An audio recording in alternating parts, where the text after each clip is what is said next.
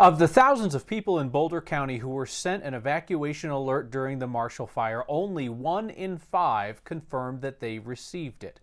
New numbers from emergency managers reveal another weakness in the county's opt-in alert system. Let's bring in Steve Steger, who has been sorting through the details of these alerts for the last several weeks.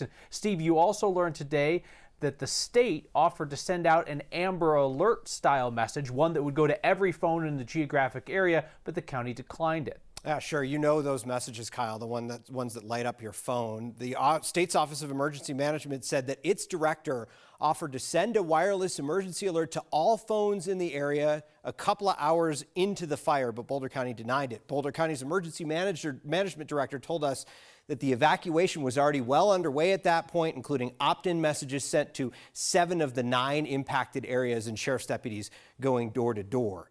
He also said that his team was short-staffed during the fire, hadn't practiced involving the state in an evacuation response. Now, data from the county shows about 4,700 of the 24,000 plus people who were sent a message confirmed they got it. This means only 19% confirmed the message by pressing 1 if they got a phone call or clicking on a link if they got a text message or an email.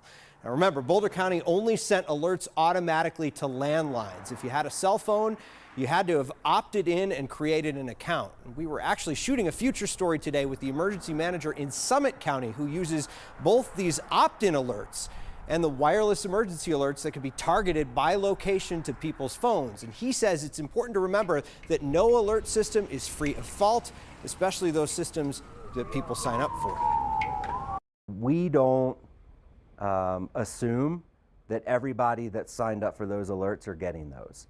And again, that's why it's so important for people to understand and for people in emergency management when they're setting up their systems to not rely on any one technology or any one method of communication.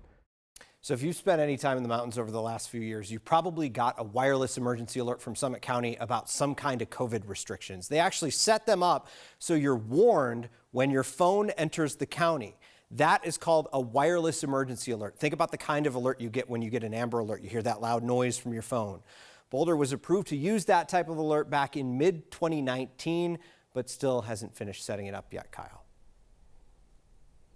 So Steve, this week we reported that Denver is going to layer up its emergency alert system. Seems like good advice for both counties and for citizens. Yeah, you know, we actually talked to Summit County about that. They said what they typically do in situations like this, they'll send a wireless emergency alert. It's 360 characters. It gives the most pertinent information, but then it also directs you about where you need to go to find more information. And then after that's sent out, they might actually send out a more specific opt-in alert that says, hey, you evacuated for the wildfire, here's the emergency center, or here's more information about how to get where you need to go.